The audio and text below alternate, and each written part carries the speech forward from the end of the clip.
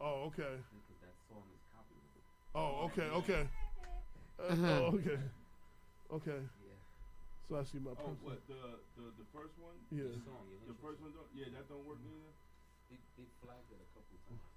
Okay. That's when they feel like it. Yeah, yeah. So if you're just tuning in, as of right now, we are live on Facebook. 1, 2, 3. What page? My page, my personal page. AJ Woodson? Yes. And wait, before we go through all of this, yo, a big shout out to Cruz. He just walked in up and out of here like he don't make big moves. We don't yo, read his page. He like, yo, dude is like on some old real like, yo, I'm like, yo, big power moves. He just signed a deal to have in the Mix Radio channel on Roku. Right. Chromecast. Wow. Oh, nice. And he signed an exclusive deal with Facebook Live and Periscope. All right. Excellent, applause. So I'm just saying, there's some power moves, baby. We know somebody Cruz. important in the house. We riding with you, baby. Some power moves. Yeah. He took a vibe. He just walked in and out here like, yeah, what's up? You know? We're going to be top rated next year. So I'm saying it's a good look. It's a good look for the station, and of course, it's a good look for people before politics. So you will see us on all of those things, and I'm sure I'll do a little brief write up about it on the website once I get all the information and shit. That's cool. So yo, that's what's up. That's what's up. Let me go back to my page. There we go. All right. So yeah, we are right now broadcasting off my page, Black AJ Woodson, my personal page. Shout out to Brooke Jones. Shout out to Tanya Connor. Shout out to Old School Mitchell. What's up, good people? Yes, Mitch. People before politics. And anybody else is about to tune in. We have a guest coming. We have guests who should be here any second if they're coming. The lady running for Mount Vernon, mayor of White Plains, Milagros. And that's the only part of her name that I actually learned. Lacuna? There you go. That's the part. I got the first part down, and I got it. When she told me I got it right the first time, I thought I was something. So there was no need to worry. Milagros for mayor. Everybody know what I'm talking about. We good. So she should be walking in the studio any minute now. We expect her, and then we'll be dealing with the big race on Tuesday, the county executive race. Oh, the Rob Astorino race? And I believe that Yeah. George. Boo. I am so screwed. Boo. Yeah. Give me a boo. Oh, man. Oh, man. my goodness, Lorraine, you're in a bad That's all right. I position can hold tonight. it down. It's okay. That's going to be me on Wednesday.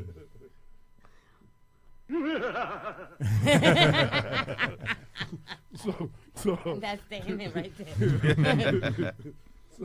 so he's supposed to hit the building around 7, and I guess some of those who are, be a couple of people speaking some words in his support coming through as well.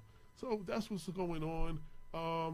For everybody, we didn't forget about y'all. We had a very interesting conversation dealing with the Mount Vernon scene. I guess when Andre came, Yes. and everybody said that they're waiting for a part 2. There will be a part 2, but being responsible, these were the last 2 weeks before the election, and we needed to get and deal with the election and deal with the last of the candidates and do all of that. You know what I'm saying? So that's not going to change that situation. You know what I'm saying? A week or two, Right. There might be actually more to talk about. So we will definitely get back into a part 2. Unfortunately, there is. What are you talking about? The show we did with Andre, that everybody said, "Oh, you need a part 2." Yeah. Yeah, so we will be doing a part 2. Everybody expected it to be this week or last week. I mean, that's not going to happen. So Now we got Latimer in the house. Yeah, That's yeah. a little more important.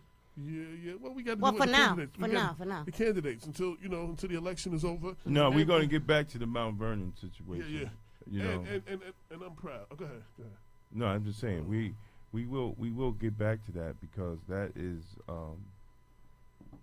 something that I think more people in New York with the recent email blast from the organization from the city the LOHUD said they were alt right. You know, they labeled them an alt right organization. Yeah, who the hell? I didn't even get into that. So it was it's a commercial that's being done by Reclaim New York. Right. Okay. And the masterminds behind Reclaim New York are the infamous Steve Bannon of Breitbart News and Rebecca Mercer, who is a a conservative Republican power broker, and also daughter of the mega billionaire and donor Robert Mercer. And this is a story really does bring together the national and the local scene together, and I look forward to discussing it. I'm kind of confused. I'm really kind of confused. Yeah, I am too. Because for them to make the statement that they made, you know, that the mayor is padding people's pockets, you know, political supporters that donate. Isn't Joe Spezio a Republican? Yeah. You know, so, I mean, this is very confusing now because he's a Republican, he's a supporter of Trump, and Breitbart is going after Mayor Thomas. You know, So who put the story out? Which means that Joe is a non-entity to him. right, basically. So, you know, so the connections that Mr. Spezio claims to have, clearly he doesn't have those type of connections if an organization that is alt-right, which he supports, he's an open supporter. Anybody can go on his page, his actual page, not his fake pages, but his actual page, and see that he's an open Trump supporter. And I think that is really unique that a group that have backed Donald Trump is now attacking Mayor Thomas, whose brother is also a Republican, a registered Republican. And father is a lifelong Republican. And father has been a lifelong Republican, and his brother is also on literature with Astorino. I think this is kind of, you know, it's bittersweet, but it's very confusing on what's going on. Politics nowadays with what's the lady's name from the DNC that just wrote the book? Donna Brazile. With Donna Brazile just blowing Hillary's spot up, and showing that the DNC was a little hoe for the Clinton administration, and you have the Republican Party in shambles where you have senators and congressmen just deciding not to run anymore because on the Republican side, and you have Steve Bannon openly going after Republicans and willing to take out Republicans. This is getting crazy. It's really getting crazy, and I think the people that are going to suffer from this is the average working person. You know, the person that goes to work every day. You know, take care of his family, pays his taxes, does everything that he needs to do, but you know, the politics, the political process is just is blown up out of proportion, and hopefully, you know, we could come out of this soon. You know, we can definitely come out of this soon. So I think, but jumping on the bandwagon, black folks need to come out on November 7th. I think it's very important that black people take this election very seriously. In the era of Trump politics. Yeah, I think number one, the very fact that Mount Vernon was targeted for this kind of political messaging in upcoming Tuesday's race, number one, highlights the importance of the black vote in the outcome of this coming Tuesday's, and I should say the vote of people of color. Highlights the importance of the vote of people of color throughout Westchester County in determining the outcome of this upcoming Tuesday's election for county executive. It also highlights a disturbing trend, and that is the ability, firstly, the weakening of the two-party system and all of the ancillary organizations that are part of them, and the use of deliberate manipulation in the age of social media.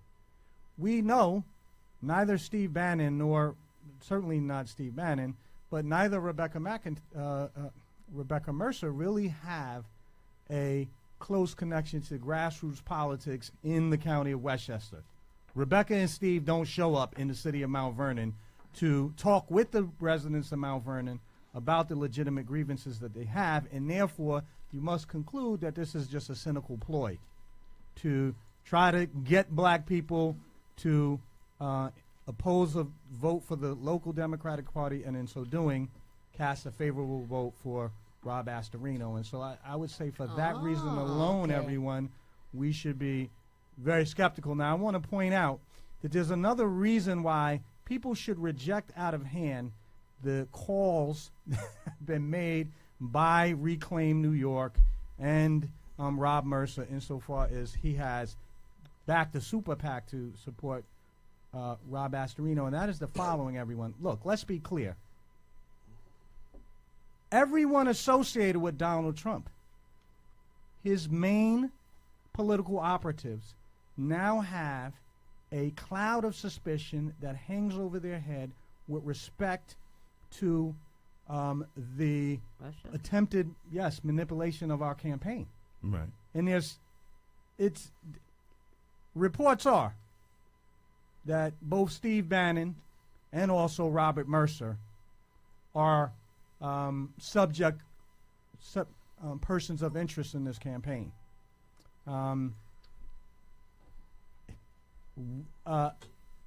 So worrisome, I guess, has this become that Rob Mercer just actually announced his retirement from his hedge fund, Renaissance Technologies, that he started. He's a computer whiz and does all kind of advanced algorithms that helped him to amass a fortune in the stock market. But he's announced his retirement from Renaissance Technologies, and they also announced his retirement and the transference of his assets to his daughter. And the reason why for this is not hard to find. It's because Robert Mercer is actually, again, a subject of interest in the investigation that's being conducted by Special Prosecutor Rob Mueller. There have been a couple of recent reports, and I've posted some of them to my Facebook page. So, look, let me be clear again. The supporters of Rob Astorino appear to have come close to engaging activities that many of us would consider to be treasonous. And for that reason alone, I think it should disqualify anyone from giving support to Rob Astorino. The fact that Rob Astorino has not explicitly rejected the support of Robert Mercer in terms of the super PAC and also the Reclaim New York campaign, I think speaks volumes to his willingness to compromise on important political principles. And number one, that is that you must be committed to the national interest. So that's my little spiel, I guess, about Reclaim New York and what's going on.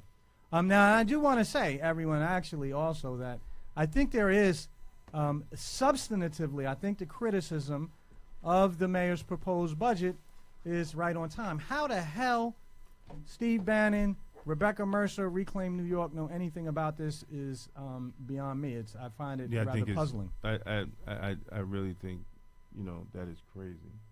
But they did make sense. Truth is truth, no matter if you disagree with the person. Right. But it did make sense. We're in a situation now where we have to actually really look at candidates and what they represent, and look at the candidates and who are financing these candidates. Because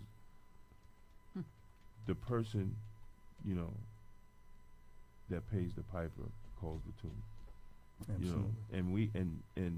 And that's mainly what's wrong with the black community, because we don't control any finances within the political system. Everybody that looks like us, right, their campaign dollars don't come from us. You know, their campaign dollars don't come from us. We're not going to the $250, $300, $500 campaign balls and all that whatnot. You know, I look at 150 funny. You know, but you have to go. But I'm I talking just about don't look. But right. But the average person, they're not doing that. You know, and they're not writing the $5,000, $10,000, $2,500 checks or $1,000 checks. They're not writing that. So the average black person is locked out. But the only thing they need them for is to come and check off their name on the ballot, right? And then after election day, you know, they get nothing. You know, they get no progressive legislation or responsible legislation that will change the community, that change the conditions of the black communities in Westchester County. You know, and Westchester County is not unique. You know, these issues go on in other cities of color throughout the nation.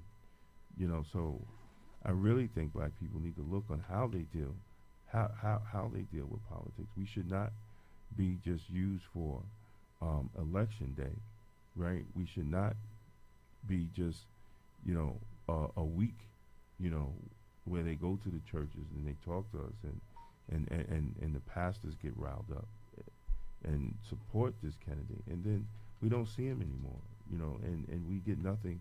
We get nothing in our community.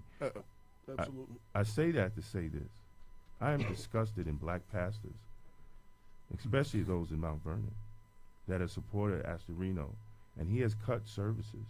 These last 8 years, he has continued to cut services from the black community. How do you stand with a man, right, that cuts services the people that pay tithes to your church actually probably use? This is, you know, I mean, this is an outrage. When we did the press conference, when they closed the probation office in Mount Vernon, that affected a lot of kids that used the service of the probation office, and they said they were cutting, they were cutting down manpower, but they just moved those positions to Peekskill. And put an extension on that building. Right, and put an extension on the building, you know, and it was a shame. But see, those black pastors that supported Astorino now, they wasn't standing at the press conference. They could give two shits about those kids that will get violated and end up, and then I'll be giving them breakfast in the Westchester County Jail because they can't afford to get to their appointment, their parole appointment, because they either have to catch a cab or they have to catch a bus. You know, they could give two shits about them. And you was having problems. Kids having problems. They only had to walk 4 or 5 blocks, and they was having problems getting to the probation office. You know what I'm saying? Like, they already don't want to go. Right. You know what I'm saying? So now you're gonna give them another excuse not to. Oh, I couldn't make it, and then you get violated. And we have constantly seen, you know, cuts in budgets that affect communities of color, you know, by Robert Astorino, but these same black leaders will stand with him while people are suffering. You know, where were they when the few deaths and suicides, you know, of inmates in jail? Were they visiting the families? You know, when the medical actually flawed and some people died, were they visiting the families? Absolutely not. You know, are they helping the correction officers that get hurt doing their job and stripped of health care when they're 21, 22 years old? I want to, before we go any further, before we get too far off, I want to transition. Oh, we're not off. We're on. No. No. But you know, we have a guest in here. Oh, we want to. yes. And she has just come back up here again. We were talking about, you know, people really checking out their politicians and finding out what they're about. We have Milagros, who's running for the mayor of White Plains, in the building again. Yes. Thank you. Couple of people, wow. Real quick, on the second, we have Lyndon Williams, D. Wilson, Joanne, who used to have the show after us. She's on another day now. David Duarte, Donna Jackson, Tasha, Uncle Frank, Malcolm Clark, Omi Medina, Corey Pegues, Monty Whitaker from Prince George County of what's that? Baltimore. Maryland. Floyd Myers is checking in on PPP, People Before Politics. Brooke Jones, Max Maxwell, Tanya Connors. Who else? I want to make sure I got Wayne Butler. Said I'm watching the video right now. Shout out to everybody who just tuned in or is tuning in. We'll get into our next guest. Like we said, she's come back up here. She is running for the position of the White Plains mayor in the election this Tuesday. And we invited her back up here again. Thank you. My pleasure. Welcome back. You're welcome. So You guys are doing such a wonderful job. Thank you. Thank you very much. Thank you. We greatly appreciate that. I mean, it's an uphill battle because it's like a David and Goliath type of situation. You're going against the party. You're going, even though you were on the Democratic primary, you're running against the party. Right. And That's a very good way of putting it. well, yeah. I mean, but as that showed in Mount Vernon, running with the party does not necessarily do anything to you because the last 3 mayors won against the party and won in Mount Vernon. So if that's any sign to you, that doesn't mean anything. Having a party support all the time doesn't mean anything. But it is an upward battle, though. Right. Because Tom Roach is popular, the current mayor. And, he can throw some awards around in the basketball tournaments. And, what I'm saying? He's loved in the hood now, so. Yeah, he has managed to keep things hidden very well. Before we go Hidden. in the substance of the policies that have set you apart from your competitors in Tuesday's election, can you please give our viewers your full name and the line that you're going to appear on? Yes, Milagros Lecuona, and I am going to be appearing in the Republican line and in the Conservative line. I am a registered Democrat, so in order to accept those 2 lines, I had to sign the Wilson Pacula. And I remember that last time I was here, you were really very good in giving a explanation, the history of that certificate. He educated me because I didn't know what it was. So. Right. Right. It's as a matter of fact, I spent a lot of my time when I am canvassing and campaigning, explaining to people the difference of turning or changing party versus staying in my party, which is the Democratic Party, but being able to accept the endorsement of other parties. So it's actually the party that is crossing lines, Right. and I am staying with my party. Right. But I know you had some feedback on in the primary because a lot of people didn't understand that. They were like, "Oh, she's a Republican, just pretend to be a Democrat," and, right. Well, so it was like that kind of was thrown out there a little bit to kind of. right, people- and that was actually heavily used by my opponent because, of course, was in his best interest to get people confused, thinking that I was a Republican, which was hypocritical from his side because he had accepted those 2 lines in the past. And so I even had the flyer when in 2008 he ran under the Conservative Party and the Republican Party. So it seems like it's not good when it's done by the others. But I'm looking at a Facebook post by a supporter of yours, Kenneth Chamberlain Jr., and he's quoted as saying one thing has been clear over the years is that the mayor, Tom Roach, loves to spend our tax dollars. The overall cost for fountains was $4 million, and then 2016 the city spent another $440,000 to repair it, and hundreds of thousands more in maintenance throughout the years. This is a flagrant waste of taxpayer money. Instead of dangerous and empty bike lanes, manufacturing, malfunctioning, outdating fountains, and red painted false brick streets. yes, How about housing and fixing up some of the parks in the low-income neighborhoods that he seems to ignore? And above that, he says, while underserved communities are being neglected, taxpayers' money is being wasted on luxury development items. We can and should do better for all, capital letters, all residents of White Plains. he's totally right. I mean, if you go right now, for example, the Wimbrook Common, those projects that are on South Lexington. Yes. The two basketball courts that are there are in very, very bad conditions, really bad conditions. Another thing that you will see, aside from those courts, is a lot of young people sitting in those benches next to the basketball courts. And I have spoken to them in several occasions. And the last time that those courts were repaired were a few years ago, and they themselves have to go and raise the money and do the job. So they bought the paint, and they kind of fix up those basketball courts. Mm-hmm. And this is the only entertainment that they have. So are you telling me that we can spend millions of dollars in fancy, useless fountains that, you know, if they were working fine, I can understand the economic development and that they want to have these kind of things downtown. Now, where the fountain? What fountain are we talking about? The ones on the Renaissance Plaza across from the Ritz-Carlton. Okay. Those fountains were built in 2008, and they were built under Orlando kind of specifications Okay. for much warmer weather. So the first winter, those pipes broke. Mm. And since then, 10 years of leaking, and they couldn't function. So the city, instead of being smart about how to spend the capital project money and maintenance money, they start pouring money into fixing those fountains. I mean, I know that the time that we have here is limited, Mm-hmm. but I could tell you, I mean, the way that money has been wasted, it's unbelievable. And when then you walk 5 minutes from there and you see that the city hasn't found $3,000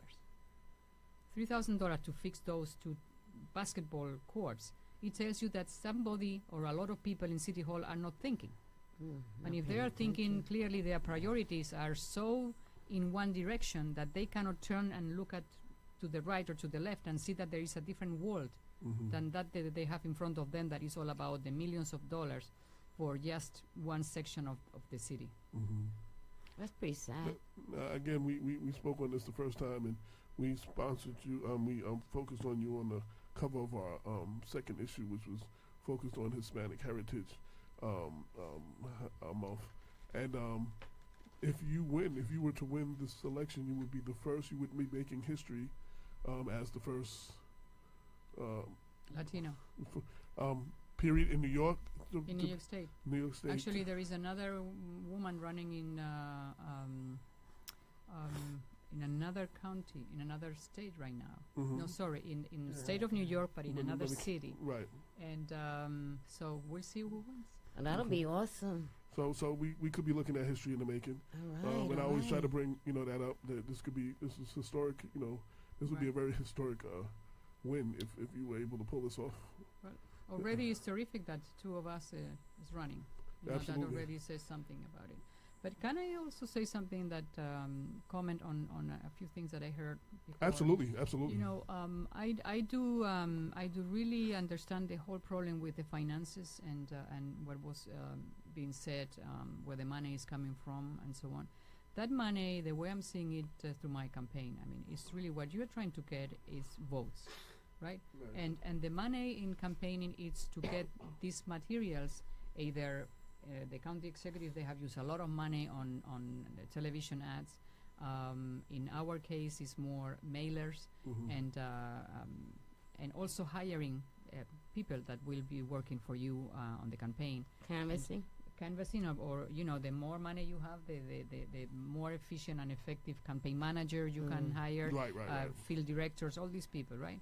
But the end result is to get votes out, and that's where I think that money is important. But if this would be, we have 4 years to this election, and if people would have a different way to get educated on the issues and engaged, then the necessity for at the last minute to pour all that money into just getting our community to go out and vote, and it turns that is the person that has more money that has been able to put more mailers out that makes it. So even when we look at the money, it's sad that whoever makes more money is the person that usually, I'm not saying all the time, but usually makes it. That regardless if later that person goes with the promise of doing this or that. And that's, I think, that it's an educational effort to keep people involved and focus on the issues constantly, not that as a second nature. And the other thing is that we should have a way to have politicians accountable for what they are promising. So when you're talking about Mount Vernon or White Plains or whoever, and you have us politicians going in front of the black ministers or the Working Families Party or whatever, and we are promising stuff, that should be almost like a contract. That's an agreement. I mean, we are endorsing you, but you are telling us that you're going to be doing this and this and that. So now let's put deadlines. Let's put checkups. So Yeah. why aren't you going like 3 months later and said, you promised us that you were going to be doing that. 3 months later of that promise, where are we? Well, Milagros, and you're absolutely correct. But the problem is when they sit down with not all, and you know, one a black pastor said, "Oh, you just can't be." I'm not painting all of them with a brush. I mean, if you get mad at what I'm saying, then you're doing what I'm saying. We But- told that pastor. You know, if we- Malcolm X said, when you throw a rock Right. in a pack of dogs, the The one only that one that's screams going to for- holler is the one who got hit, right? So, but that's what Malcolm said. Now, what I'm saying about the pastors is they don't sit from a position of power like you're saying. They sit from a position of what can they do for me. See, and this is the problem. Black pastors are not sitting from a position of power when it comes to elected officials. It's not thus say the Lord. It's thus say what City Hall says. And this is why black communities are looking the way they look, because black pastors are not sitting from a position of power and a position of righteousness, and that will hold the elected officials accountable like they used to do. Right? So there's a difference. Right? There's a difference. But we do need leadership in the black community that's going to sit from a position of power and hold the elected officials accountable, and not be afraid to speak truth to power, no matter what the outcome is. Right. You know, but we always scared because many of us is just looking for something. City Hall has become a big mammary gland where everybody wants to feed off of City Hall. You know, and that's part of the problem. When a pastor says, "I want to get paid," I looked at him like, "Get paid? You got a pulpit. You can't get paid from the pulpit. Then you need to put the pulpit down and take a civil service test like everybody else. If you trying to get paid." See, this is the messed up attitude that's coming out of our community, and this is something that has to change. And this is part of it why we have the show, because you know, we have to change the way we think about the political process. Yeah. Every other ethnic community are responsible. Politicians are responsible. Listen, they're responsible to the Jews. If they tell the Jews they're going to do something, they're going to do it. The Italians, every other Hispanics, Latinos, they're responsible. But when it comes to the black people, we get their vote, we don't see them till Right. Christmas time, Thanksgiving, you know. And then election time, we come and we give them our vote, right? We just give it to them. We just give it to them regardless, you know. And the election of Hillary Clinton was just the prime example, because like they just jumped on the bandwagon before they even sat down with and heard Bernie, right? They just jumped on the bandwagon, you know. And that's not right, because still, you didn't hold her accountable. You gave her a pass on being the person that started the prison industrial system, pushing those laws, you know, under Bill Clinton, and changing the welfare laws and changing all those different laws that affected the black community. You know, you gave her a pass on our struggle, you know, and that shows that, you know, we really need a lot of maturing to do in the political process. But I also was mentioning the Working Families Party is a good example in White Plains, Mm-hmm. because they endorsed my opponent, although I am really the Working Families candidate. But when I talk to the people that make that decision, Mm-hmm. and I said, well, look at the records. Who has been pushing for a community benefits agreement, for project labor agreements? Who have been pushing for affordable housing in White Plains? So they went to my opponent, and they said, "Remember, we endorse you. You promised us that you were going to do things that is going to be benefiting our working families." Guess what? Now we have 2 projects on the pipelines and White Plains. Mm-hmm. They are not going to be coming, I don't know why, for approval through the Common Council, but just the Planning Board.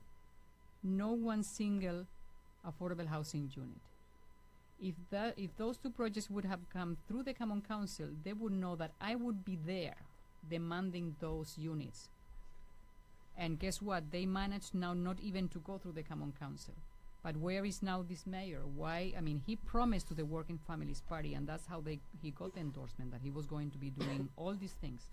And the first thing that he still, election is still not over, 2 projects are in front of him, and he couldn't fight not even for 1 unit not even 1 unit per project.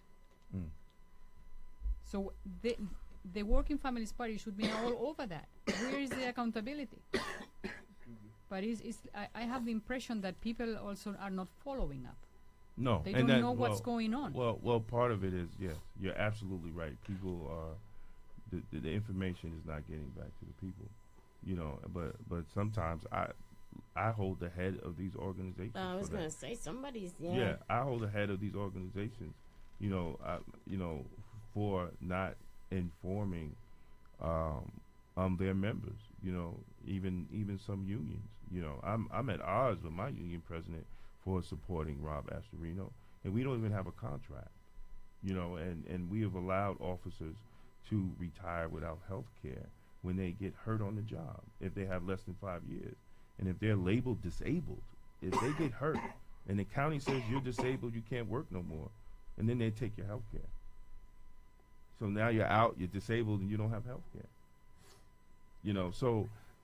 But our union will stand with Robert Astorino, and he knew about this issue, this county policy, this issue, since 2012. It's benefiting him somehow, somewhere. It saves money. Health care is Alonzo, it's saving him money. It's benefiting. Well, it's benefiting. I don't know. I don't know where the kickback is, but it'll come out one day. Maybe it'll come out in federal court. Another watch. Right. Maybe it'll come out in federal court. But the whole thing is, you want to move? Yeah, I'm moving. But the whole thing is the fact that, we have to hold our leadership accountable, and when they're doing the political deals, whether it's party chairs or whether it's union leaders, the masses of the people are not being informed, Right. And that's the problem. I think that's the big problem. I know we're running a little late today, but we got a lot of guests. Okay, we got a lot of guests coming in and out. I wanted to not leave before we give you an opportunity to anything else you want people to know. I mean, you got an election coming up. Why should come out for you? I mean, it's a big election coming up. Period in White Plains. It's a big election, and we need change. We need good change. And the more I walk the streets, the more I hear that people are ready to look for other initiatives. Mm-hmm. And one thing that everybody seems to be agreeing more and more, it's term limits. To Yes. bring term limits to White Plains. And I think that in itself is a proof that people had enough of the status quo that we're having right now. Mm-hmm. Because if you're happy with what we have, then Is that why on the would- ballot now, or No, okay? no. That if elected, I will be asking my colleagues in the Common Council to immediately move to go for that. No, let me ask you just a devil's advocate real quick, because it's been used in Mount Vernon as a way of not putting that and enacting that like Ernie Davis made a point. He said when the people were tired of him, they invoked their own term limits and they voted for somebody else. You know what I'm saying? Like, you don't have to have the people have the people do term limits when the people have the power. The term limits when they're tired of you, they'll just vote for somebody else. Well, I see that as a rhetoric, because how did we start this interview by saying that I have a big hill in front of me because I am against an incumbent? Right. So right. the incumbent, and in this particular case, I mean, not only has been in this position 7 years, but also have brought a lot of his friends to work for him in City Hall. So you are not just running against one person; you are running against the whole machine behind that person. And Yeah, that's like Rob Astorino sending out emails for people, for county workers. Oh, that was Phil Jill. Amazing. Right. So that's the way we have to look at it, and therefore then to make it through that machine, through that status quo, it's really quite a hill, and it's not fair. It is not a fair hill. Lastly, anybody just seeing you for the first time want to look into you a little more in these last couple of days? How do they find you? How do they contact you? How do they read more about you? My website is milagrosformayor.com, and I am a trained architect and an urban planner. I have been in construction for 35 years. Impressive. And in the Common Council for 10 years. And I think that it's time to bring change in White Plains that will bring the entire city together. We have right now an administration in place of most deals, if not all, are behind doors. And I am, as a planner, I like participation. I like participatory processes. And looking forward, I am really excited about it. So Thank you. November 7th, next Tuesday. And thank you so much for Good luck, having good me luck. here. Thank So you. Thank you. thank you. Milagros, Thank we you. wish you well. Thank you. Thank you. Good to see you too. A round of applause. Yeah. As you can see, Give it up. A round of applause. that was Westchester White Plains mayoral candidate Milagros, and giving you her last spiel why you should vote for her. And we're bringing in our next guest as of right now. You hear a bunch of talking in the background. That's why the screen is on me. So, so we can make this moves. Once we start playing musical chairs and everybody sits down, I'll switch the screen back. Okay. We have entering the stage again, entering the show again. County Executive Candidate George Latimer in the building. Senator. Senator George Latimer. Yes, sir. Let me forget state senator. State senator. So, it's 2 days more to the election. There is a lot of money being spent on this election. All I know is I keep finding stuff 3 days a week now. 3 days a week on why I should not vote for you Right. in my mailbox. Three That's days a what- week, that- at least 3 days a week. That's where the money is coming from, on the other side. 3 days a week, boys. It's like, and basically, while I've read some of your stuff and there's varying issues, there's one issue. Why should we vote for a man who wants to raise our taxes and don't pay his own? And that is the one issue on every. They're nice and they're pretty and they're different colors and all this other stuff, but they all say that, and you flip it over and it says it in different language, different Right. words, but it says the same thing. Is that the only issue on why we should not vote Well, for you? you got to think that the incumbent has been in office for 8 years. And if he had a good record on jobs in the community, that would be what would be in his mailing. If he had a good record about housing in the community, that would be in his record. If he had accomplished a major capital project that everybody was happy about, that would be in his mailing. So when his mailing comes out and he's picking on me for a personal issue that isn't even mine, it tells me that he's really bereft of a closing argument. I was a salesperson, when I started out my career in business, and you got to have your closing pitch to the client to get him to sign the contract. And if the closing pitch is about the other guy, there's something wrong with your product. So, and I think that's really what he's facing. First of all, let me address the issue itself, because I have in other forms, and if I can, I'll address it here Yes, now. yes, yes, Okay. of course. So here's the bottom line. My mother-in-law was in her just about 90, 89, 88 years old, living in a house that my wife grew up in. And she decided to deed the house over to her. And then fairly shortly, within a year or a year and a half afterwards, she passed away. And so my wife has the house that she grew up in. And almost immediately, another relative challenges that decision and says, you shouldn't have gotten the inheritance. We should get some of it. Now, I don't know if this has ever happened in any other family that you ever heard of. Everyone's family. Everybody's family, when somebody passes on, there's a fight. So there's a fight over this house. While this fight is going on, all the assets and all the obligations have gone nowhere. They've all frozen. Not legally frozen. It's not probate. But until there's an agreement of how this property is going to be distributed, if it's going to be distributed, these obligations haven't been paid. But the intent would be to pay it. Now, the most important thing for you to know is I'm not on the deed. I wasn't part of the transaction. I'm not on the tax bill, and I have no control over the house. Truth of the matter is, I told her to sell the house after her mom passed on. I figured, that, what are you going to do? Because some folk want to hold on to a house out of sentimentality. You grew up there, and that is a wonderful thing. I go past my parents' old house on South 14th Avenue, and I have the emotion and all that, but I don't buy the house. So the reality of it is that Rob Astorino doesn't have a strong record to talk about, and so he pounces on this. And as you said, he tells you in 18 different ways that he has that I haven't paid taxes and I'm a deadbeat on a house that I don't own. I don't own the house. I'm not an owner of the house. I'm a co-owner of one piece of land, and here in Westchester County, and the taxes are fully paid on that. There's never been a question of that.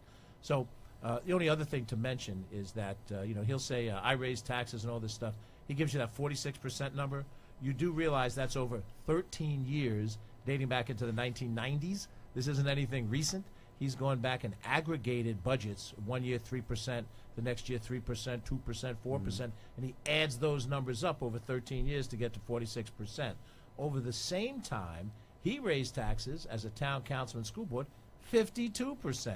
What's the difference? He's got $5 million, and I don't.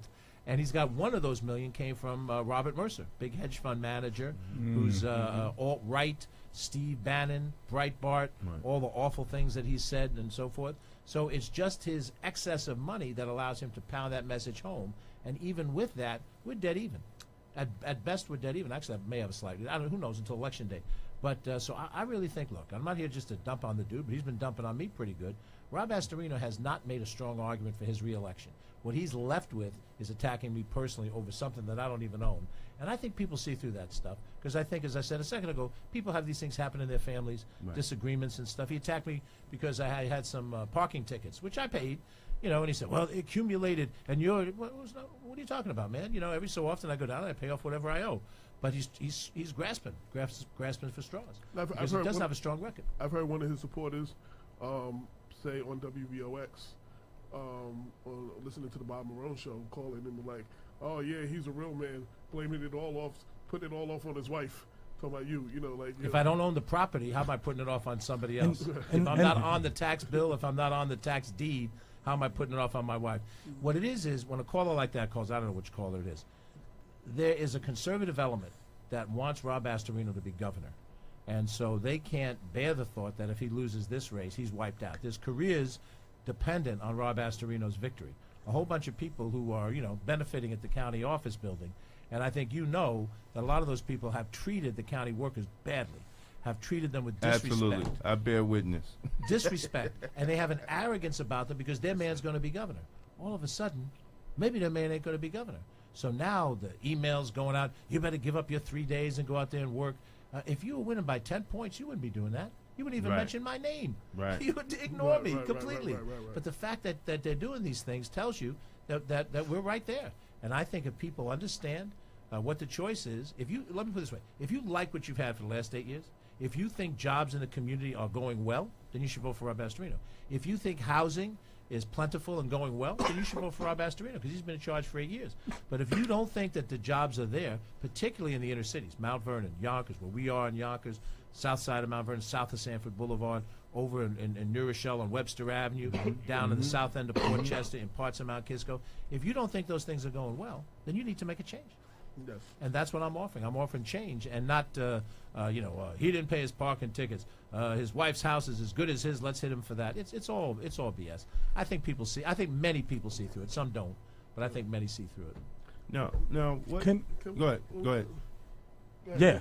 No, I was going to say, before we proceed any further, I'm sure we all want to give a warm welcome and introduction to Yes. He's like, oh. Yes, friend of the show.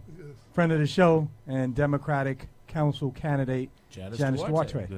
Welcome, Janice. Thank you. And Welcome. And number one vote getter in the That's Democratic primary. That's right. Hey, listen, she did her thing last year too, 2015. because she was the highest in the history of Mount Vernon, the highest vote getter in a minor party in the history of Mount Vernon. So I tip my hat off to her for doing that. Trailblazer. And then coming back on the coming back this year in the Democratic Party and get the highest vote getter Beautiful, wonderful job, wonderful you. job. Thank Nice.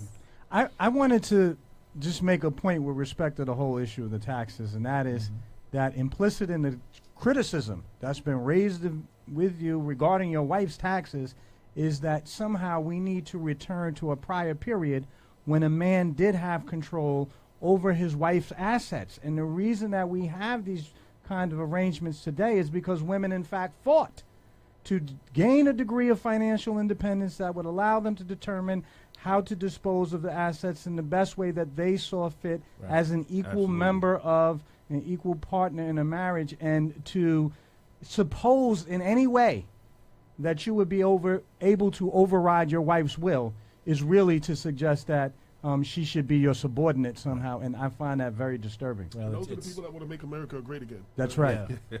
But and I would also say, you know, if I had a credit card in her name, let's say she has a credit card, I don't know what she has credit cards for, Bloomingdale's. I can't take that into Bloomingdale's and use it. I can't swipe and say, "Oh, here's my name." It's Robert. That's not you.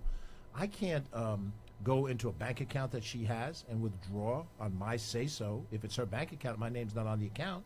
So how, you know what I mean? Right. These are assets that she has. Now, this family dispute, the hope is it's going to be resolved, and the expectation is that when it's resolved, all these taxes are going to be paid because then the property is going to have some liquidity to it. But you know, not everybody who goes to a family fight is also running for public office, and I think that's the problem. So there's a different expectation, and so you have people out there who are mad. I frankly think most of the people who are really upset about this, these are folk who are Republican. They want Rob Astorino to stay in. They want his conservative policies. They like Donald Trump. They want Donald Trump and Bannon and all these guys to have influence on Westchester. And so they use this as a ready tool to try to accomplish their mission. But, you know, the bottom line is you're going to make a decision about who's going to run Westchester County for the next 4 years. What kind of policy are they going to have in terms of housing and jobs and transportation? And when Donald Trump starts cutting things, is the person on the 9th floor of the county office, but they're just going to go along with it, or they're going to push back on it? Right. And that's got nothing to do with the stuff he's raising. He's not No. talking about any of that stuff. He's making no commitments because, you know, he's with Donald Trump. He was at his election night headquarters last year, and there's plenty of pictures of the two of them palling around. So, you know, I think that's what he's trying to avoid. What you just said was, George, was very important.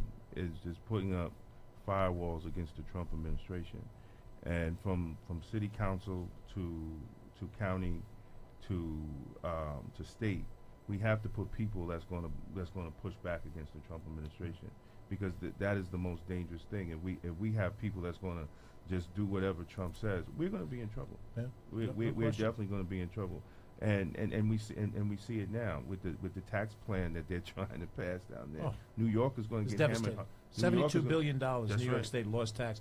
The That's other right. thing is, you know, Rob Astorino already stood up to the federal government, but it was when Barack Obama was president. Right. When Barack Obama and the housing settlement said that Westchester had to build affordable housing, he said, "No, I'm not going along with what you may be the president, this may be the administration, but we're going to stand up to you." So it's kind of funny that all flips around when Donald Right. Trump is. So don't tell me you're not with Donald Trump when you fought Barack Obama tooth and nail. That's right. And now Donald Trump is in there, and you're changing your immigration policy to be consistent with Donald Trump. You're getting your housing policy approved by Donald Trump. And then in the newspaper, well, you know, I stand up to Donald Trump. I didn't hear any standing up in Charlottesville. When those people in Charlottesville were marching, saying anti-Semitic things and racist things, I didn't hear Rob Astorino go do a press conference in a meeting and say, "Hold on," you know. Well, he hasn't. His whole 8 years, he hasn't pushed back on anything that have actually negatively affected the black community, from police brutality, from anything. He hasn't mentioned anything or made any statement of sympathy to the black community. So, it's heartbreaking to see leaders that look like us stand with him, and knowing the history, you know, that he has in his 8 years. And you know what he could do, which is what I intend to do, is he could take the Human Rights Commission, which was the brainchild of Andrea Stewart Cousins and Lois Bronze. Right. And I was happy as chairman of the board to be sort of the legislative guy that helped it get done in the machinations of it. It was their vision and, you know, morality that got it done. But that Human Rights Commission could be revivified. You get an executive director in there, like you had Dolores Braithwaite, who's now a judge, and she took that commission by the throat and used it to adjudicate issues of prejudice and to public educate in situations like this. You have a Charlottesville thing happen, immediately you have 3 sessions around the county. You get interfaith people, and you have a discussion about this in public on TV, and you motivate people to push back on that, as opposed to just kind of like, well, there's good on both sides. There's nothing good about being in praise of keeping blacks in slavery for 250 years, which is what the Confederacy was all about, and there's nothing good about being in praise of the Nazis who killed 6 million Jews. So I don't know what the justification for that stuff is, but that's how they roll, and that's how they roll. I wrote an article early on in the campaign back in June. There seems to be a trend going on around the nation of state lawmakers running for local elected positions in their home districts. It wasn't just you. There's been several. State Senator Phil Boyle is trying to become the sheriff of Suffolk County. You got several New York City lawmakers launching campaigns for city council. Assembly Michael Kearns running for Erie Council, county clerk. And why is that when it appears that like local lawmakers want to become state lawmakers, and then and there seems to be this trend, and you were part of it, coming back locally. What's that about? Well, I would say from my standpoint, the decision I made, and I thought about it, and there were some folks who encouraged me to run, and of course at the time I ran, Ken Jenkins and he and I have been unified since the end of the primary. I'm very proud of the primary that he and I conducted. We kept on a very high level, very intellectual. Ken is a good man, and I'm glad that we're working together. I hope if there is a Latimer administration, he's going to have among the highest positions in it, if that's what he wants. But at that point in time, when I was looking at it, I asked myself, where could I do more good? Can I do it as one person in a multiple person body as a legislator, or could it be as the chief executive officer of the county?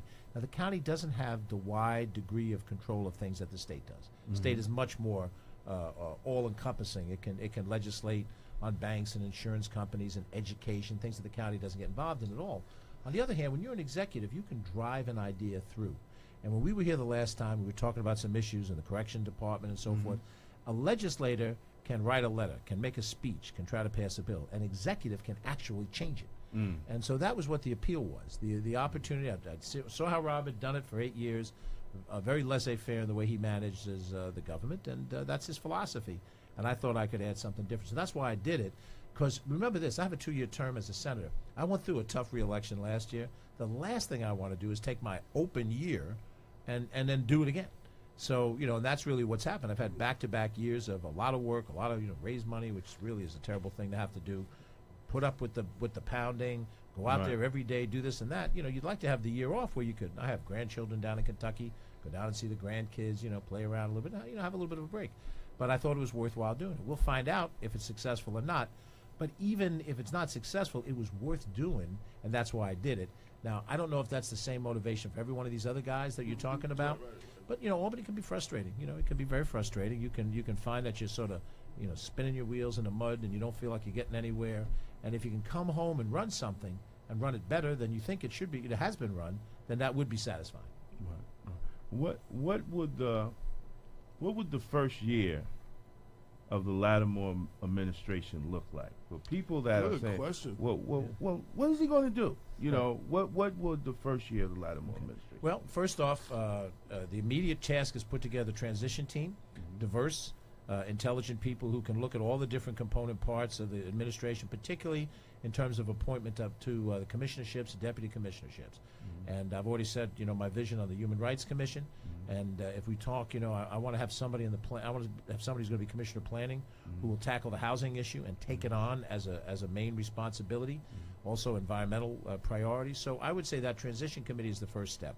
Within the first month of the administration, probably 2, I would hope to staff up all of the key positions, commissioner, deputy commissioner positions that are open, and then work on some of the boards and commissions, get the right people in place, make sure it's diverse, men, women, Latino, African American, Asian, certainly white folk and people from this part of the county, people of that part of the county, full diversity. Now, once we do that, I'm going to ask the state controller within the first month, 2 months to come in, do a full audit, and not just a financial audit, but a programmatic audit of Westchester County. I don't trust what I'm being handed from Astorino, and I want to make sure there's an objective set of eyes of professionals to look at it. I want us to open up the $200,000 for the housing needs study and I want to see that thing get rolling. It's the housing needs study will tell us how many more units of housing we have to build, and I don't think it's going to be good enough just to do affordable housing at the 80% of median. We're going to have some housing available for folk who don't have that level of income, Right. but also Right. have housing needs. Right. Now, we need some help from the feds, and I don't know what kind of help Trump is going to do, because I think he's going to cut, he and Right. Ben Carson are Right. going to cut money, but you need some Section 8 money to help the people who are poorer on that frame. But get the housing needs study going. I intend to do a couple of stroke of the pen legislation within the first few months. The Immigration Protection Act, I want to sit down with law enforcement people as well as the immigrant community, see if we can work out something that everybody is good with so we don't have the conflict. If we can get there, do an executive order, and then hope that the legislature will pass that and get that out of the way, stroke of the pen. I've had some other smaller grade things that I think we could do early in the administration. I want us to tackle an environmental audit to lower our carbon footprint. Because, look, we run sewer treatment plants, and airport, and playland, all these kind of crazy things. We got to figure out how to reduce energy costs and how to reduce environmental impact. So that would be on the agenda. We don't deal with taxes until we get to the budget for 2019, which would be discussed and adopted. It would be presented to the Board of Legislators in November of next year, a year from now, and then they would have the usual 45 days to discuss and advance it. So I figure the first 6 months of the year, we know we're going to be living on the budget that he's going to do right now. Right. It's going to be underfunded. One thing I'm going to do on the union side of it, the community college has a contract that they've negotiated and funded for community college employees. That includes CSEA Right. folk and NYSET folk. And all I have to do is send that down to the Board of Legislators. If they adopt it, those people are taken, it's a small amount, but take them off the table. Now, we know that he's done contracts for COBA, Not police. He hasn't done COBA yet? No, He did police? he did police. Teamsters? Did he do Teamsters? I'm not sure if he did team. I know he did police. Okay. I know he did police. And I know they all endorsed him, too. Right. But yeah. the upshot of the deal. Well, look, I mean, everybody's got a right to. I don't blame anybody for doing what's in their interest. I even said that at church today. I was down talking at Allen Memorial in Mount Vernon, Okay. and I said, "Don't vote for me. Don't vote for the other guy. Vote for yourself. Vote for your interest, but understand it. Study us up, Yeah. pray over it." But we don't and then know make that my was if decision. that support was in our interest as union members. Well, that would be Yeah. the other side of it. Right. But the problem is, if he doesn't put money in the budget, Right. I'm going to have to sit down and try to find money in order to close off even a year of what's outstanding for CSEA and for other unions. Right. And I think his philosophy will not allow that money to be there. So then I'm going to have to be creative. I need more state aid. I'm going to go up with the tin cup to Governor Cuomo and my friends in the legislature, current friends who would be former colleagues, come up with a nice big tin cup, try to back the money truck up. I'm going to look at strategies to get more money, more people on the buses, so we get more fare box return, Right. more money there, Right. more money in the county center for more, fill up more of the use of that facility more frequently without doing the gun shows. You So- have 3 questions about. I'm going on and on, I know, get but the gun show, get Yeah. the gun show out of the county center. Yes. And how do you feel about that? That's I want it gone. And it's not because guns are illegal. Guns are legal. But I think that we've got a culture now that glorifies guns.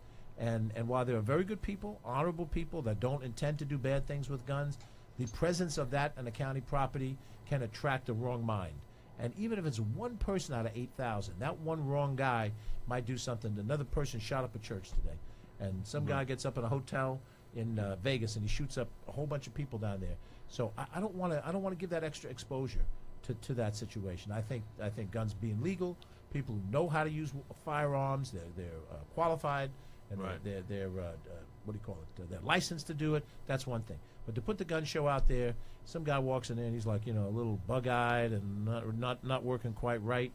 You put that stuff out there for them, you don't know what you're going to get. So I'm going to try to. Well, I'm not going to try. I'm going to get rid of the gun show. I'm going to try to pass a law to do it.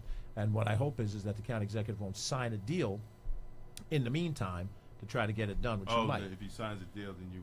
Well, it's going to, unless there's a reason, unless I have a legal way to break the contract, I may be stuck with it for a year, which is unfortunate. But I'm going to look at the contract, just like I'm going to look at the contract at Playland. I Right. want to be sure that I like that contract at Playland. And if something is not right about it, and if it's a breach on the other side, then we're going to re-argue the whole thing again. What about the airport? Airport hasn't been done yet, so I would encourage the Board of Legislators, don't do the deal. It's like, you remember last year, I'm sorry, Janice, I know you want to get in here. I'm going to stop, so.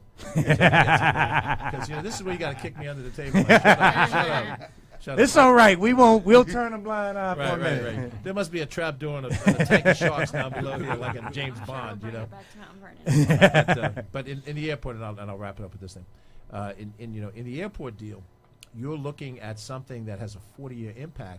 If you remember last year, the Republican Senate would not consider President Obama's choice for the Supreme Court because they said it's not right for a president in the last year of his term to put somebody on the Supreme Court for 40 years. I didn't particularly care for that, but if it's good for the goose, then it's good for the gander. I don't want you cutting any deals in the last 2 months of your administration if you've been defeated for re-election, and now you're going to commit the county for 40 years going forward. That's not right. And you should let, if the voters have chosen to put me in as opposed to him, then let me and the Board of Legislators decide what comes next, and we'll push that way. So Janice, I've seen Senator out, especially a lot of places in Mount Vernon, and I've seen you in his presence.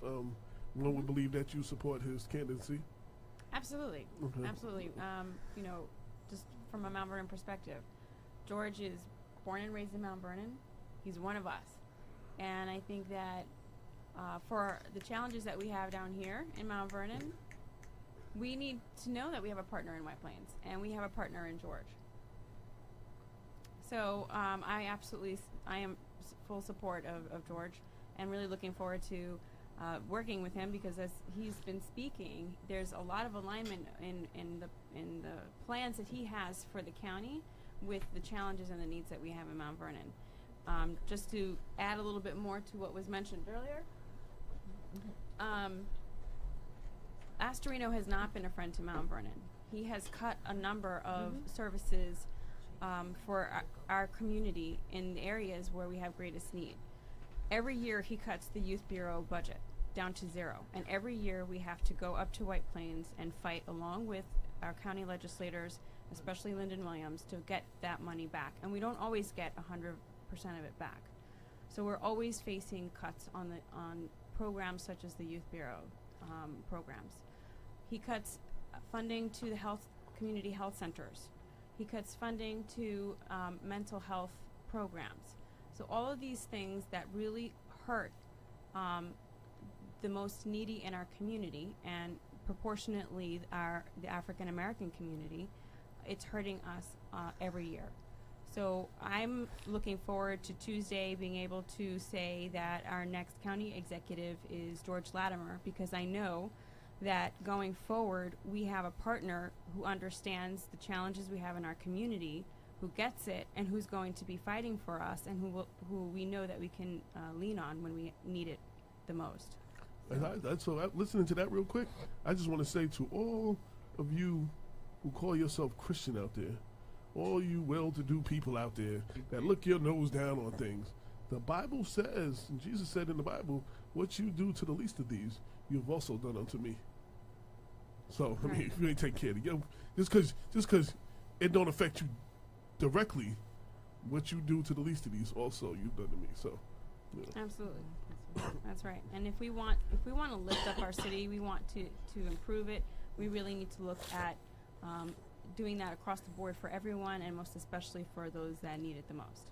We have Brooke Jones in the house, the president of the Westchester Corrections Association. And as you walked in, Tasha's asking a question to Mr. Latimer. What is he going to do about the jail, correction officer contracts, health care, and health care providers for the inmates? That's a lot of questions. There is. I don't have to access. Thank you,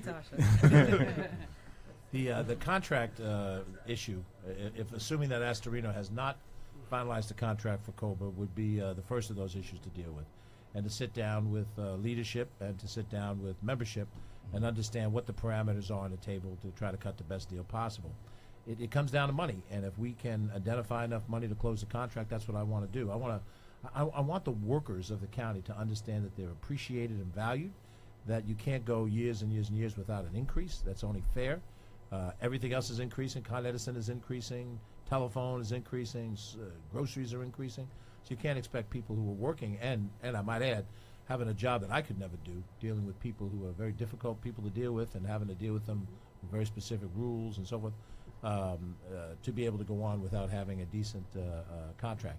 So assuming that isn't done, that would be job one, to try to negotiate that, determine how much money is going to impact the county, and then be able to find it. And if that means reallocation within an existing budget, it does. The physical plant, the situation, I want to tour it as reasonably early as I can. Got to tour everything, man. I got to tour all the sewer treatment plants. I got to tour everything, and I got to see it for myself. And I want to come into the jail and to the penitentiary and the women's unit and see what it is there is there, and understand what are the capital projects that are needed, and then look at the capital projects list to see if something's been deferred and if it has been deferred for too long. And Brooke, those are things that people who are working every day will be able to speak. And what I'm looking forward to is that I expect to appoint commissioners and deputy commissioners who will report to me, but I expect every employee to feel that they've got the opportunity to talk and express their opinion, and not, if you say something, you're going to be in trouble. Because we have to straighten stuff out. We're not going to straighten it out just by having this single line of, I'll tell you what you're thinking situation. Pretty much going on now. Right, that's my sense of it, Pretty much. you know. I mean, we have a county executive right now that still refers to correction officers as guards, which is very disappointing to us. We had they came in and gave them an accreditation for mental health services. They didn't have any pictures of correction officers in that picture. They had all social workers. They had a sergeant, County Executive Astorino, as if it was just all them. No officers in the pictures whatsoever with the inmates. The place doesn't run without correction officers. Right. We get no credit for that at all. And safety, again, is our number one issue. We have that 5-year, that county policy that's still in place. Yeah, that we talked about the last time I was here. Yeah. Amended. We're hoping to get Okay. that amended somewhat. So if you do get into office and when you win, Right. just remember, correction officers. It'll take you a long way. Never guards. Well, given the fact- and healthcare, definitely. Given the Healthcare fact that so many number one. politicians wind up in the correctional system themselves, that would be a good idea. I'm not saying anybody in particular, but Shelley Silver, Dean Skellis, these guys are sweating it. Well, there may be others. Well, they may be. Yeah, they might. Yeah, be and the county might be due for upgrade. We want to make sure those from our area. No, I'm sorry. That's not nice. Well, speaking on jail, what's up with the Rolex? See, man, he may be a Rolex. I'm a Timex kind of guy. I take a licking, but I keep on. So let me ask you a question. I've been asking this as a general question. Yeah. Can you put your hand on the receipt of a particular item I was able to name like a year ago? Just like you can put. Look, I can tell you that there's been a lot of questions raised about this whole situation. It began with the testimony under oath. Now, the guy who did the testimony is a disreputable guy, but he wants state's evidence. And, the U.S. attorney now has him as a prosecution witness vetted by the prosecutors. He's testifying in the Norman Seabrook case. Yes. And as part of that testimony, he went on to talk about Astorino and what Astorino had done. And what he said was pretty bad stuff. Now, accusations are not indictments. Absolutely. And indictments are not convictions. But what he said is that he was given 2 police chaplain placards, him and his pal, in lieu of him giving campaign donations. And then Astorino, according to him, wanted a watch, showed him a picture of a watch. That's what he said. I didn't say it. And this watch was a Rolex watch that was at least $10,000. Now, I'm dead honest. I've never had a Rolex watch. I have no idea how much they cost, except they cost a lot, and a lot more than I have money for. So then he comes back with the story, or his spokesman says, well, he bought it from him used for $2,000. He has a receipt. I don't know if any sales tax was on that receipt. And then there was just a report a couple days ago, a day ago by FiOS, where they went down, they checked it out, and they said there is no used watch of that nature that could be for $2,000. Right. It's a heck of a lot more, even if it's used $5,600, $7,000. So what it comes down to, if the story is true, I can't say it's true, but if it's true, then basically the guy says, listen, this thing is of $10,000 value. You give me $2,000, I give you the thing. That's $8,000. That's you benefited $8,000 personally. Plus you gave them placards. These guys are not ministers or rabbis. You gave them basically a park anywhere you want in Westchester County for a free card.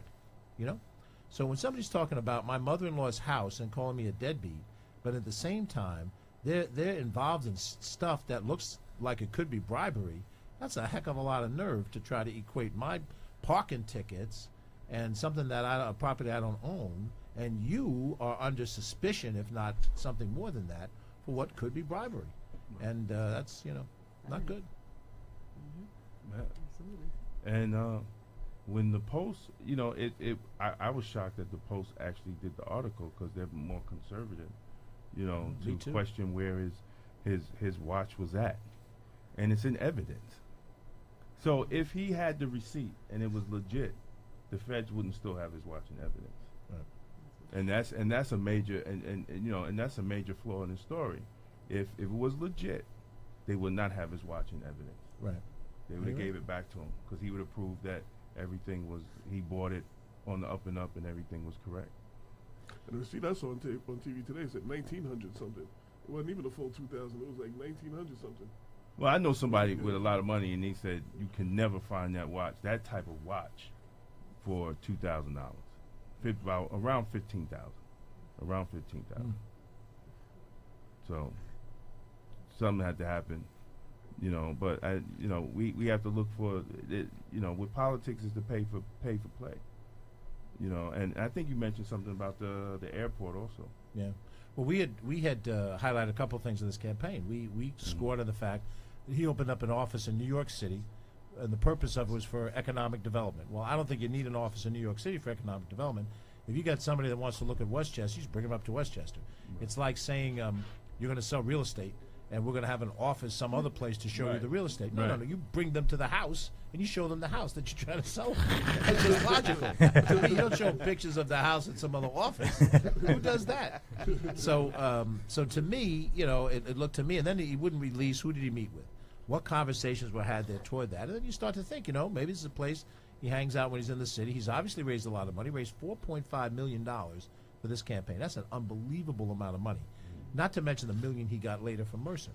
But so it lends you to suspect things. You can't say conclusively, but it is there's no real reason for it. You can't think of a good reason why you would create that office if you can't show records of who you met with, and it's not necessary for that. And and then it's on Park Avenue, no less, which is And he did it with he did it with county money, and there's no record. Right, and there's not even a receipt for that. So we got a couple of real quick. I just want a couple of callers. Christopher Moy, is that how you pronounce it? Christopher Moy. Michael Holt. What's up, Chris? Mike. Chris. Sean Mike Patterson. Holt. Sean Patterson Howard. Delia Ferguson. Ken Bright. Kathy Brewington. And she says, standing in the gap, trying to make it work for all of Westchester County. George Latimer, let's go. Row A, let's put our vote to work. Ken Bright said, Rolexes do not lose value. Unless they might have a diamonds in it. Diamonds devalue, but Rolexes don't. So, I'll Dwayne let you know the first time I have a Rolex. Dwayne Brown from Alberta said, what's up? Did I get everybody real quick? Kenneth Chamberlain Jr. is in the house listening. And Glenn Butler said, tell Janet I said good luck. Oh, thank you.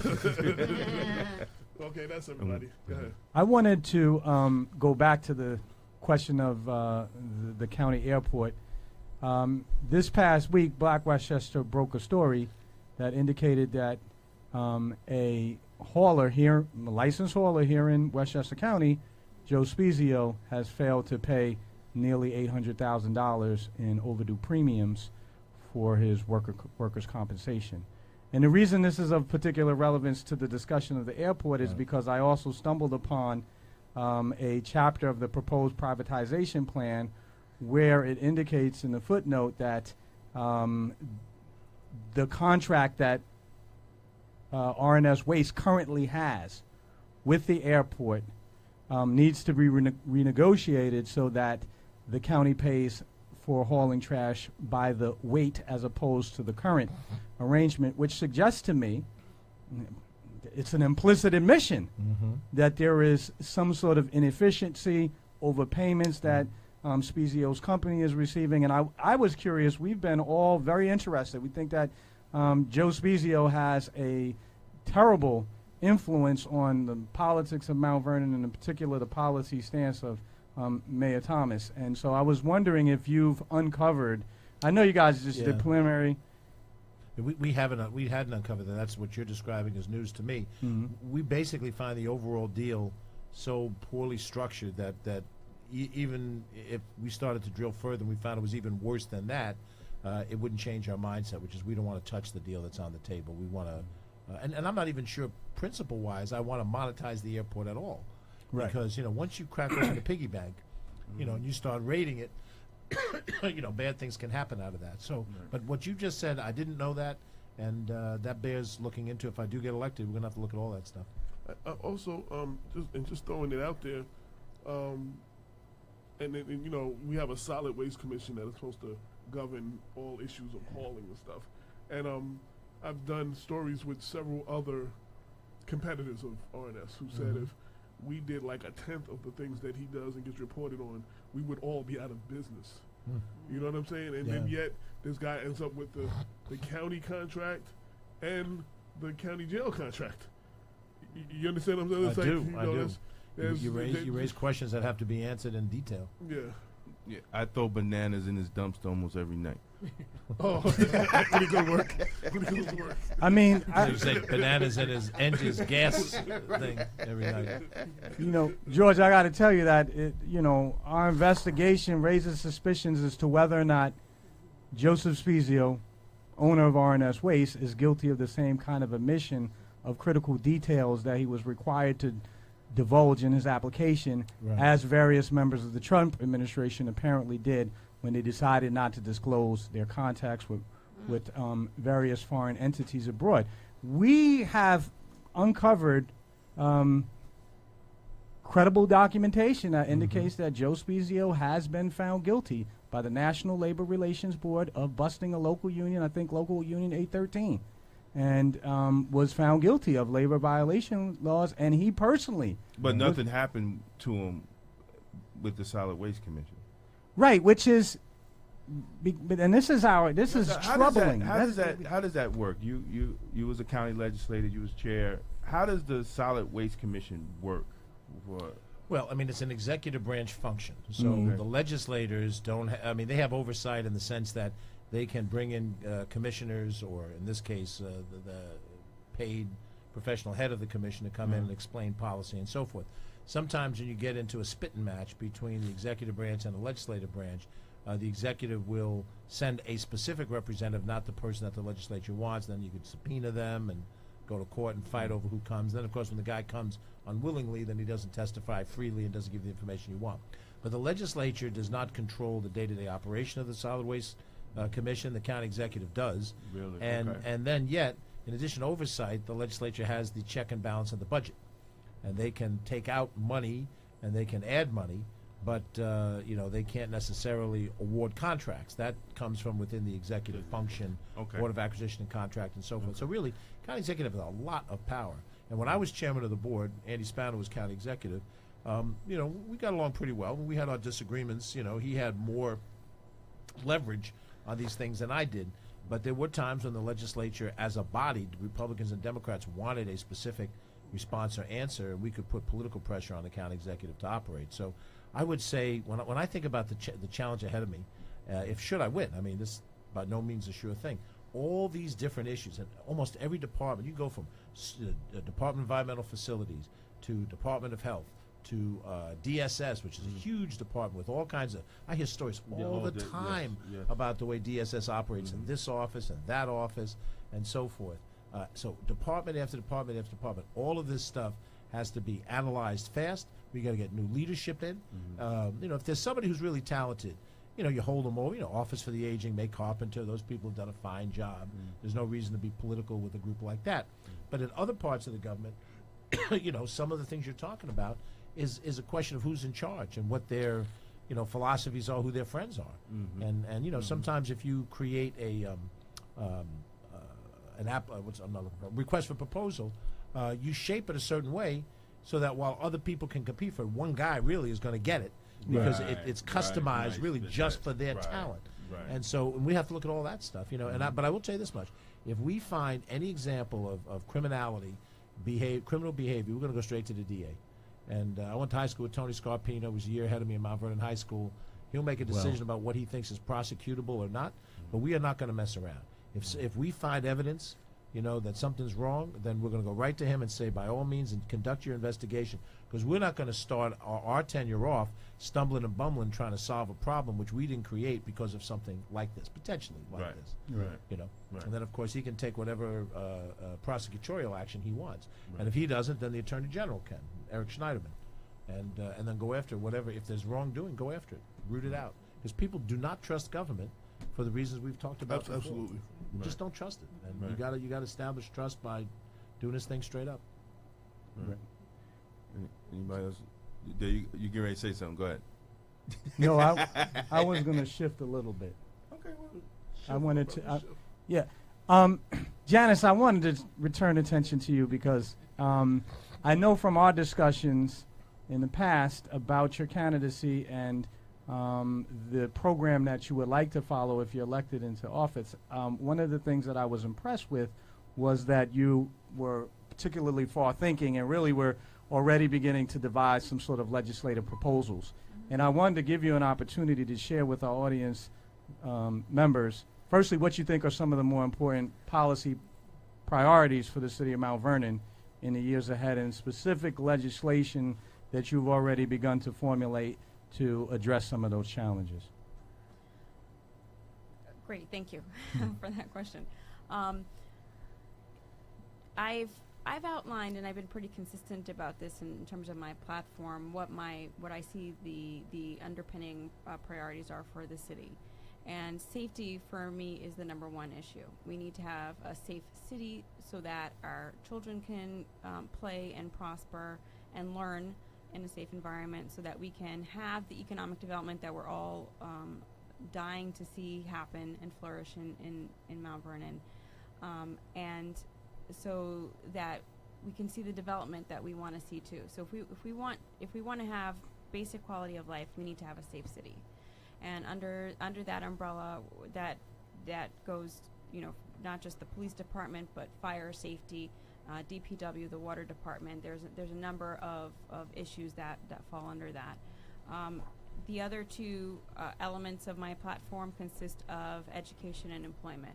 And in those two instances, I really believe that we need to increase and diversify and provide the opportunities for our residents to increase their skill sets or change their skill sets, because the economy is changing, because the demands of what's happening in Westchester County and the tri-state area are changing. So having those opportunities, that's partnering with the Westchester Community College, the Mount Vernon Extension, that's partnering with the city school district and their vocational and training program, that's partnering. I see a lot of opportunity and a role for the unions to be playing in this.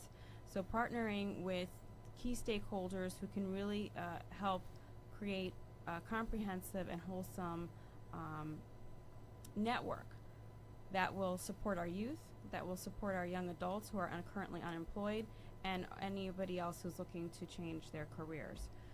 And if we increase the skill sets and in our community, we're going to see more and more businesses come to Mount Vernon.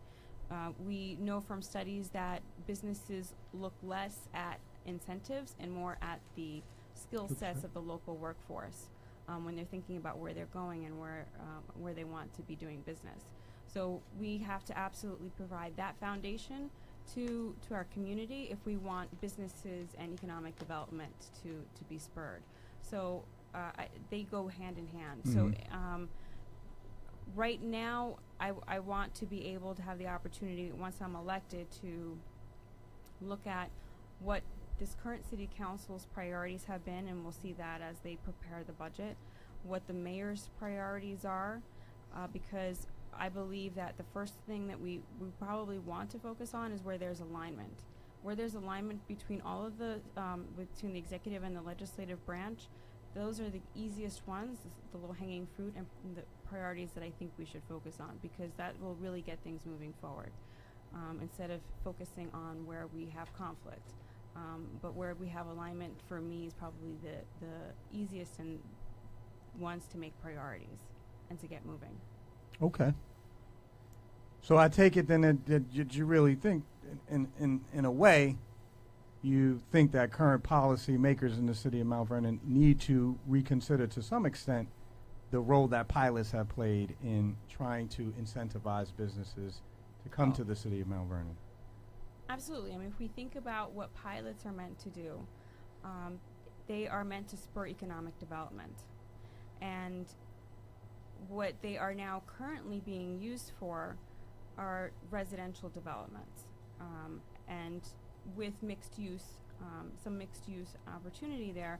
But if we're looking at economic development as only the jobs that are provided during the construction phase and not what happens afterwards, then it's a short-term policy that we're using pilots for. Pilots are a tool it's one tool out of many tool sets that the government can use to spur economic development. I see it more valuable when we're trying to attract businesses. We're trying to attract other institutions, like even the Westchester Community College, if it wanted to expand and build a second campus or a second facility. It would make more sense that the pilot be used in a situation like that because they're adding value to the community. They're providing programs that the community can benefit from. So, and it's a long-term value. So I agree. Pilots do need to, the government or our administration should look at how it's being used and the proper form it's being used in. As a city council person, I would, once I'm elected, I would look at those details carefully because, again, it's mostly negotiated by the administration. Once it comes to the city council, I would want to look at it carefully and in detail. And if I believe that it's not a good deal, I won't approve it. Okay. And you know, Janice, you've been since the last election, you've been really out and about in the community,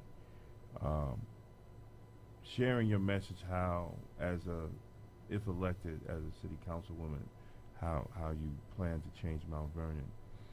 What is your view on the current state of city government with the infighting? How, I understand you're one council person, Right. but how do you, in your efforts, will try to change the atmosphere that we have in city government? Well, one thing that I have said is I'd really want to focus on. I'm one city council person of five, and I see that as a team. If the city council can come together as a team and sit down and discuss what our vision is for Mount Vernon, our mission and our goals, our legislative goals for the year, and how we plan to tackle some of those legislative priorities, then we have a foundation as a council to be grounded in, because that is that will drive and give us the direction as a team, as a council, when handling any discourse or any disagreements. I think to some extent, if we don't come together and have that basic foundation, it's too easy for the disagreements to devolve into a much bigger issue than it needs to be. It just complicates issues when we really should be laser focused on what they are, because I believe what we're facing is just way too important for us not to be so focused, and I believe that coming together as a team and having that discussion will keep us focused, and that will be a big improvement going forward. Now, I'm going to ask both of you. When county government and city government, right? A lot of people don't know, and I'm speaking, so the listeners that listen. How is that relationship, and how does the city support the county government, and how does the county support the city government? Well, in specific terms for Mount Vernon, we'll let Janice highlight some of the things that she sees. Generically, the county operates certain facilities and services, and whenever those services or facilities are present within a community, there's an immediate interface. So parks, Wilson Woods is a county park. sewer system. There are sewer pipes under the grounds that are county-owned sewer pipes that ultimately drain sewerage out of the city.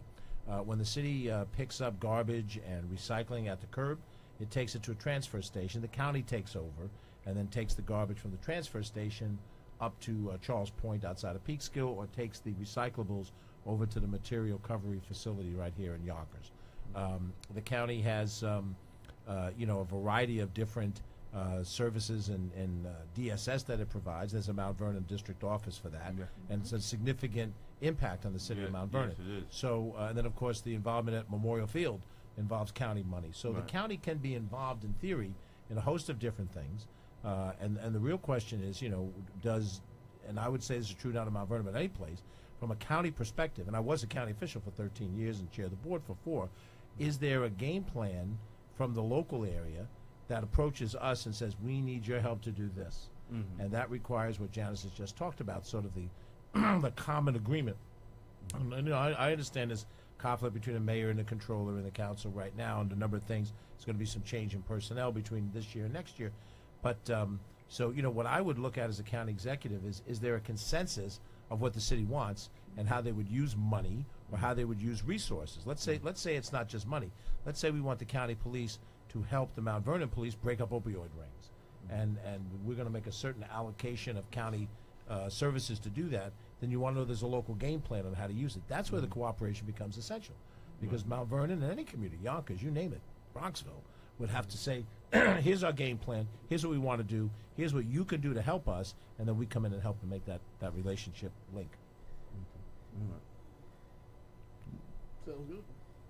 So, George, that means that it's therefore vital, if the county and the city are going to have an effective partnership, that we have a city council that speaks in a unified voice. As everyone here is aware, there are a number of candidates. Mount Vernon is a Democratic stronghold. Right. There are a number of candidates who are running as part of the official Democratic Party slate, Janice being one of the foremost. And I support them. I support Janice, I support Delia Farquharson, and I support Marcus Griffith, and I support Deborah Reynolds. Those are the folks who are on row A, Democrats. They have won a primary. They've gone through the process. At various times, a number of people were outside the party structure. Delia, Lyndon Williams. Various people have won, and then when they've won, and the party structure has said, well, you've won now you're part of the family, and we're advancing your interest, I think that makes for a cohesive government going forward. So that's what I support. Now, I don't dislike people just because they're on the other side of the aisle. If a person's running on the Republican line, that's their prerogative. I don't hate them, but I support the Democrat.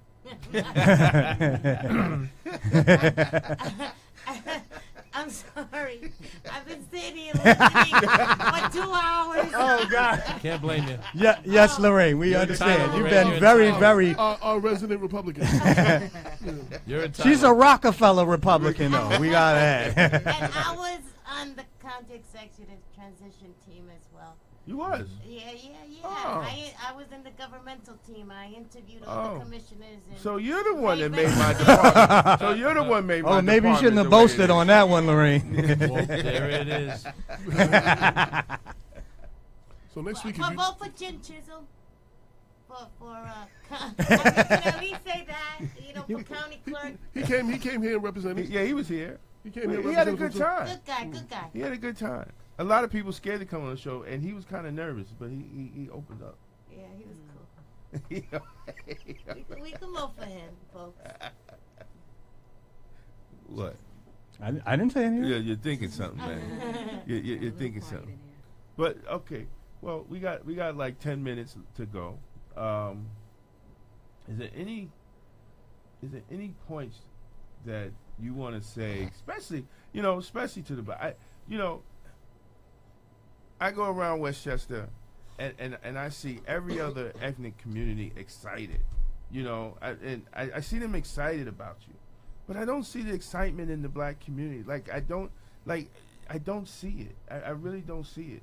And is there anything that you could say, with all the things that's been going on? I mean, basically, like the guy wrote, one of the greatest accomplishments of Ashtabula was keeping Westchester segregated, and I really think that people of color in Westchester are not really paying attention to the significance of this election in the Trump era. Right. You know, is there anything that you could say? Well, I don't think there's You know, anything. I don't think there's anything I or can a say. message. Or But something. here's the way I look at it, process it. Right. First of all, speaking as a white person, and I did Right. grow up on South 14th Avenue. I was the only white kid in the neighborhood.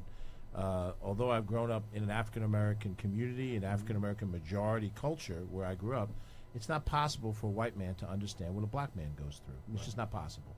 You can try to understand, and that's what you have to do. Just like a man can't understand what a woman goes through.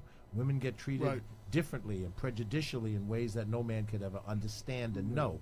But what you have to do is you have to try to understand it so Right. that you can make decisions that would be positive. I'm known in the Portchester African American community, and there is no lack of enthusiasm for me in Portchester because they know me.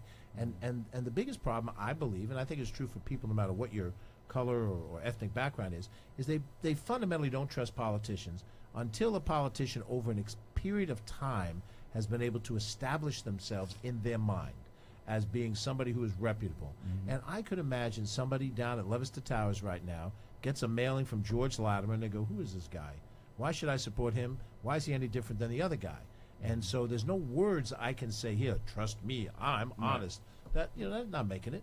But what I can tell you is that because I grew up in the community, one of the communities, it's not just the only one, Melbourne's not the only community like this, there are others, but because I grew up in the community, I have a real understanding, not of the way a black person feels, but this sense of, you know, we're forgotten, we're the low man on the totem pole, because the white kids of the South Side felt the same way. You know, we tried to get dates with the North Side girls, and they wouldn't talk to us. They said, where'd you live? Well, I'm down here. I went to Grimes. Grimes? We don't date guys from Grimes. Hey, from Traphagen, maybe? You know, Pennington? You know. Uh-oh. I know I'm trying to make I it recognize that Right. lineage. Right. Some of our current officials boast of it. But so the point I'm saying is that what will convince people it'll be hard to come in 2 days. It comes over the course of 4 years if I'm elected, where I can prove that I'm serious about wanting jobs and housing to be better in Mount Vernon and in Yonkers and in New Rochelle and these other places.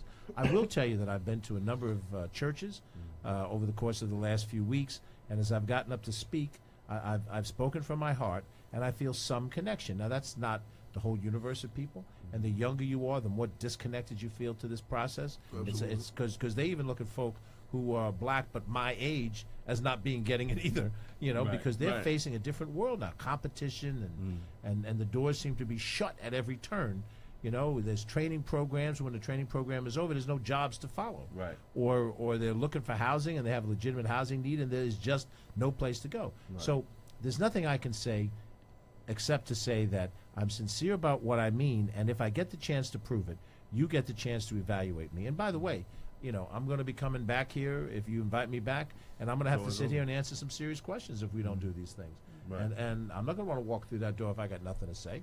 Right. You know, but I do grasp that the disconnect in the African American community is greater, and there has to be more effort made to try to prove by result, not by rhetoric, Right. so that folks will have a sense to say, you know something, that white guy, he was all right. You know, he meant it. I want to, and I don't expect, you know, rose petals on the street in front of me when I walk down the street. Right. Just enough to acknowledge that I said the things I meant and actually did those things. Right. I want to emphasize to our audience that your presence here tonight is a confirmation that you stand in a tradition of interracial unity and organizing that actually improved the conditions of black people in Westchester County since our first major presence, and I marked that during the 1940s. And although today we are unaware of this tradition of interracial struggle in Westchester County together, I recently discovered that, you know what, it's far more vibrant than any of us really appreciate. Right. That there was a vibrant civil rights movement in Westchester County in the 1940s Yes, and it the was. 1950s and going into the 1960s, and the strides that black people made today, people of color made in the county, is partly through our alliances with principal white brothers and sisters like yourself. And I wanted to, everyone should know Rob Astorino had an opportunity to appear on this show. Yes, he did. And Yes, he was given an opportunity to call in at least. Yes, he was. And Yes, he was. refused to do either. And I suggest that everyone draw the clear inference that at least in Rob's political calculus, the black community, communities of color, are not that important in Westchester County. Well, at least a radio show, isn't it? Yeah, at least radio. Well, yeah, I mean, I guess you could go to a church church. somewhere. Yeah, you know. But you want me to tell what, like, A friendly church. that's right, because you want me to tell what, George Latimer has not promised Black Westchester a damn thing Right. for being on the show. But you want me to tell what? Right. We all have reason to believe that all of those pastors Was promised something. promised something. Definitely. The worst kind of transactional politics in the Trump mode. Real quickly, there's a reader, a listener, Tanya Keisha Thompson. Her comment is, that white guy, he's all right. That's as good as it gets. It don't Thank get you, no Tommy. better than that, bro. Thank you, dear. That's as good as it gets. If people want to reach out to you, website, and you can give the information if they want to. After tonight, what they heard, they want to do a little research and. LatimerforWestchester.com or GeorgeLatimer.com. Either one of those two things. Get to the website. Telephone number, the one in the area that covers Mount Vernon, 630-4199. Give us a call. If somebody wants to send me an email with a question on some issue, LatimerGeorge@gmail.com. I'm trying to answer it now. There's 48 hours until election. So it's Kinda like a short. little intense right now. Right. Janice, if they want to do a little research, they Sure. JaniceDuarte.com or jduarte4council.com. Either website goes, either link goes to my website. My number where you can reach me is 914-361-5835. And my email is janiceduarte2017@gmail.com. Great. All right, wonderful. Great. And just for the record, Latimer is spelled Latimer, not Latimore. For those who might want to issue an apology or something. He might not have his name right. I'm just saying. Don't worry about it. I just wanted to say that. Where I grew up on South 14th Avenue is where Vista Place meets South 14th. Yes. And literally across the street from me was a fellow my age, African American guy. We were good friends. Foster Lattimore. You can't imagine how many times things that were meant for one went to the other. Right. Just automatically. So. Right. No. I was just specifically being. I was making. You were fun. busting. Yeah. That's how guys roll. So Well, with go ahead. Go ahead. So I mean, coming to the close of the show, Yeah. you are listening to Black Westchester Presents People Before Politics every Sunday 6 to 8 on InTheMixRadio.com. We'd like to thank our guest Milagros. I'm never gonna say her last name. Aquana. There you go. Yeah, There you go. There Someone you go. always Help says us. it. There you go. Running for mayor of White Plains. Senator George Latimer running for county executive. Janice Duarte trying to make history as the first candidate of Portuguese descent to hold an office in the state of New York. Wait. No, in the Westchester County. Oh, Westchester County. I'm sorry. Janice. We Westchester have County. state senators. Let the voters know what lines you're on. Oh, sure. So I am on the Democratic line, and I'm also on the Independence line. Okay, George. I'm on the Democratic line, the Independence line, the Working Families line, the Women's Equality Party line, and the Reform line. Wow. 5 lines. There So you if go. you can't find your name, or something, you sure I wasn't looking. Which, if I they're was not there. I voting couldn't for find me, it. They had plenty of opportunity. They're just not voting for me. That's the conclusion I draw. We'd like to thank the lovely Brooke Jones for coming through, Westchester Correction Association. And you could be doing anything else right now. we're done. But you decided to ride with us. Until next week. Peace. 22 million black victims of Americanism are waking up, and they're gaining a new political consciousness, becoming politically mature. And as they develop this political maturity, they're able to see the recent trends in these political elections. Any minority that has a block of votes that stick together is in a strategic position. Either way you go, that's who gets it. You're in a determine who go to the White House and who stay in the doghouse. You're the one who has that power. You and I have never seen democracy. All we've seen is hypocrisy.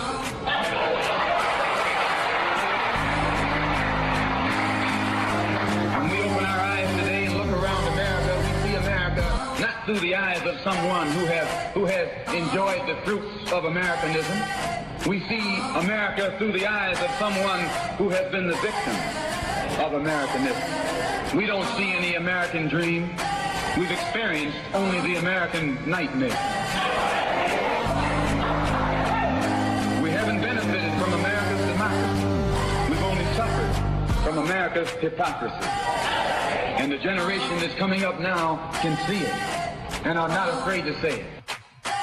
And are not afraid to say it. And are not afraid to say it. And are not afraid to say it. And are not afraid to say it. And are not afraid to say it. And are not afraid to say it. And are not afraid to say it. And are not afraid to say it. And are not afraid to say it.